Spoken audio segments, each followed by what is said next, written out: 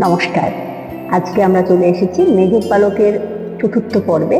আজকে আমরা পেয়েছি আমাদের কাছে ছোট্ট সান্ধিকে। আজকে আমাদের ছোট্ট সান্ধি আপনাদের একটি আবৃত্তি পরিবেশন করে শোনাবে। চলো তাহলে যাওয়া যাক।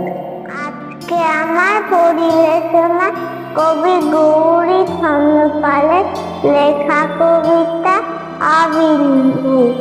আবির্লি দিল্লি উঠে কোথায় চললি, কাটা রেখেছি পাতে, দুধ মেখেছি পাতে, খেয়ে গিয়ে শোনা কে করেছে মানা, আয়নার কাছে লক্ষ্মী, খাবি মাছের চোখি, বাবু হয়ে বস না, আস্তে কথা চোখ না, এত কিসের তারা, আছে কি তোর পড়া, পাচ্ছি চাচা মুখা, কলেজে আশা, ও কিরে এঠো মুখে চলি, আবির্লি বিল্লি ধন্যবাদ। আমাদের ছোট্ট পুচকি সান্ধির কবিতা আপনাদের কেমন লাগলো অবশ্যই একটা লাইক, কমেন্ট এবং শেয়ার করে জানাবেন।